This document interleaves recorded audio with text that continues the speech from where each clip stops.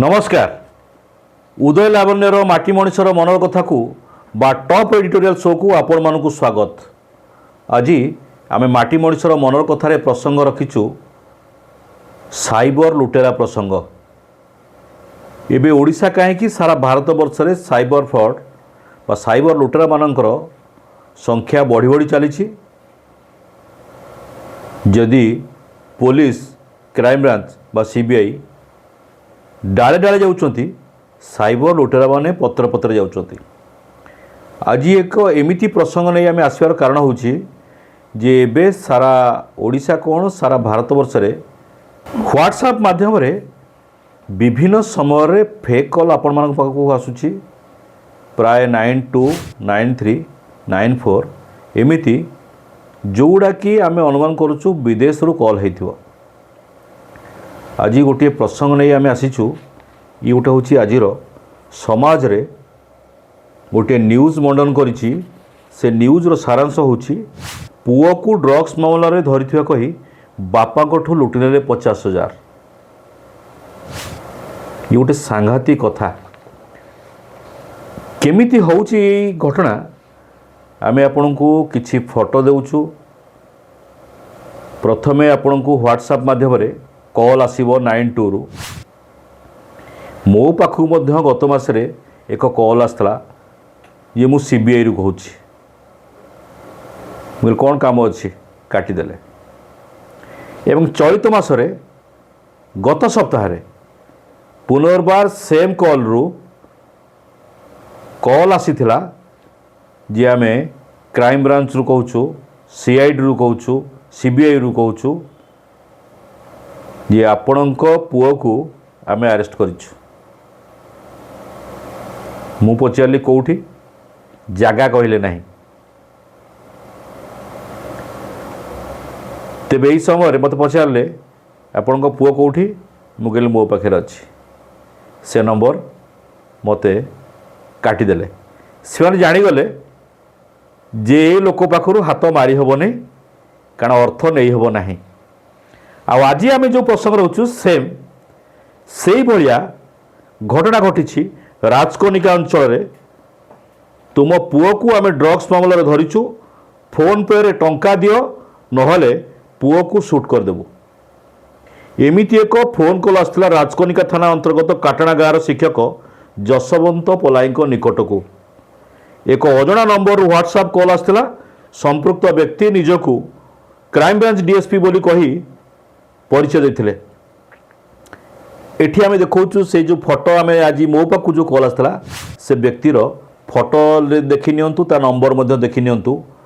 आमे साधारण लोकन को सचेतनता करिया पई साइबर फ्रॉड माने केमिति ओडिशा कोन सारा भारत वर्ष केमिति लुटि चलीचंती फेक कॉल माध्यम रे व्हाट्सएप माध्यम रे आमे आपण मानन को सचेतन करिया पई ये संवादटी को आज परिवेषण करूछु। माटी मनीष मनर कथा रखिछु। तेबे परवर्ती अवस्था रे तुम पुओ एबे आम कस्टडी अच्छी ताकू माड़ होउची। जदि पुओ को बंचाइबा को चाहूँ आम डीजी सार सहित कथा हुओ। डीजी सार सहित कथा हैला परे आम अकाउंट नंबर दौचु। ये अकाउंट रे आपण 50,000 पठातु। से शिक्षक जनक राजकनिका काटेणी गाँव दुईटी फेज रे 25,000 टंकार पठेदेले। आमे एठी आउ थरे आपण मानकु सचेतन करूछु। जेते बेले भी फेक कॉल आछि व्हाट्सएप माध्यम रे जे आपणकर पिलामानक संपर्क रे आपणकर कोनोसी परिवार संपर्क रे कोनोसी संपर्क रे आपण प्रथमे बुझी नियंतु जे जो व्यक्ति कथा ए साइबर फ्रॉड माने कहउचंती से युवक हुंतु, से पुओ हुंतु, से झील हुंतु पचार नियंतु तुमे सुरक्षित अच्छे कि। तुमे जदि सुरक्षित अछ ताले एथरे जानि पारो ये निश्चित फ्रॉड कॉल। आज ये व्यक्ति बर्तमान से शिक्षक जनक बर्तमान राजकनिका थाना रे एतला करिसंती। एतला कले मध्य किछि मूल्य नहीं। पुलिस जदि डाले डाले जाउछि साइबर लुटेरा माने पत्र पत्र जाउछंती।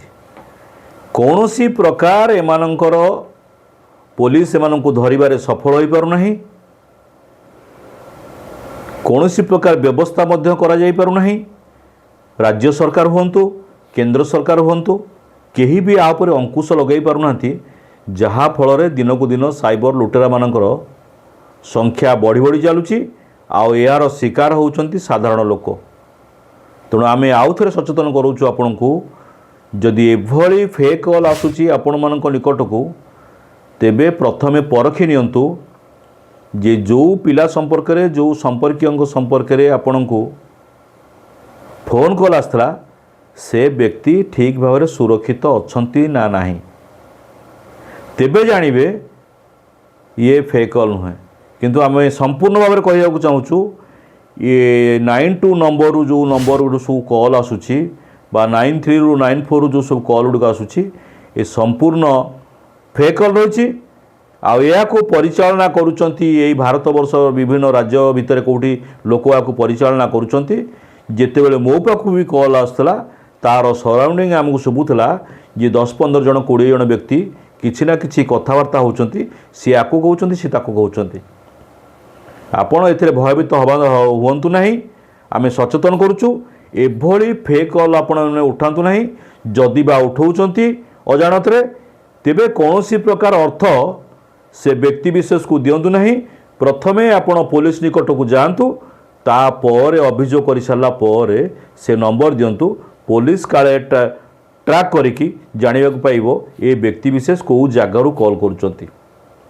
तेणु आमर ये जो माटी मनीषर मनर कथा रखिलु जे एबे चारिआडे फेक कॉल चली आउ यार शिकार होउचंती साधारण लोक एथिरु बर्तिबा को हेले आमर जो माटी मनीषर मनर कथा प्रसंग रखिछु एइथरु आपण जानि परिबे फेक कॉल को दूरेई परिबे।